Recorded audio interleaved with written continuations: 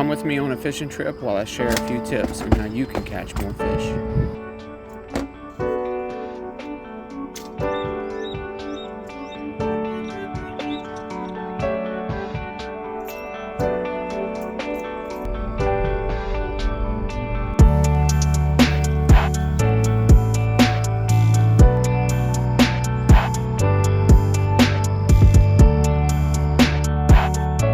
Fishing for bass right now.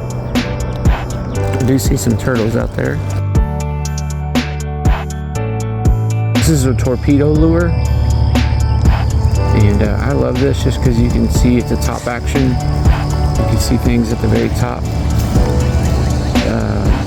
It sits on the top of the water, is what I'm trying to say. And the fish will come up, especially bass. Fish will come up and they'll come and eat that thing.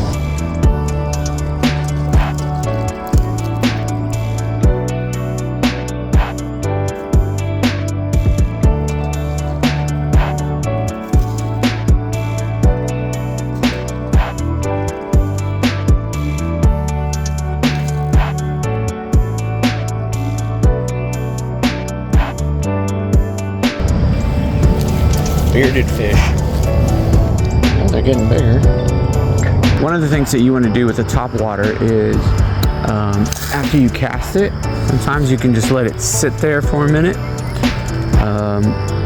There'll be times when a fish will automatically hit something as soon as it hits the water, and there are times when that fish will disperse and then eventually come back. So once you let the ripples just kind of do their thing, then you could start slowly reeling in, stop it, reel in, stop it. What that's doing is tempting that fish to be able to come back. If there's something in the water that they might want. Maybe you can see a little pop in action. So I'm just kind of creating some more stopping, just more action in the water. Now, sometimes I think fish can get used to some of the same action. I don't know that for sure. So another thing that you can do, once again, just kind of letting it sit there. This fish are looking around. What is that? That just hit the water. Letting all the ripple effects just kind of do their thing. And then as I begin to reel in, I'm going to pop it a little bit. And don't be so eager like I am sometimes, just to automatically, once it hit, start reeling in. Earlier I just caught one with that method and just kind of let it sit for a minute, and then unexpectedly he came as I was reeling it back in. Now I've caught 3 pretty quick this morning. Right now they're not doing much, so I'm going to probably move spots. So sometimes people may be wondering how to choose a spot to fish, and you know, honestly, it's kind of hard. Sometimes you can choose a point. I don't know if you can see here, but this is kind of a point where 2 sections kind of curve out. And I've always often heard that is a good place to start.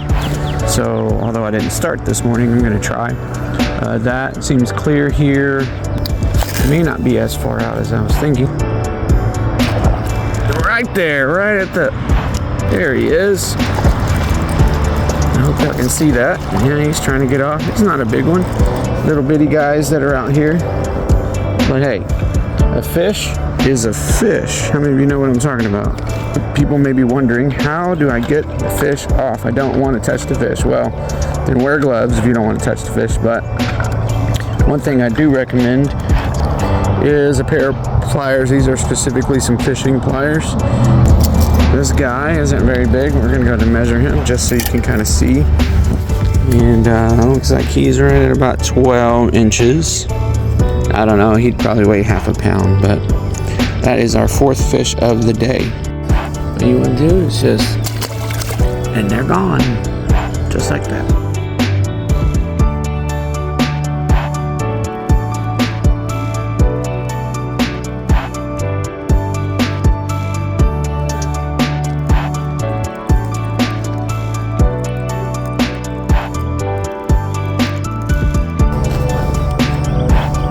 Oh yeah, this guy didn't hit very hard, but here we are.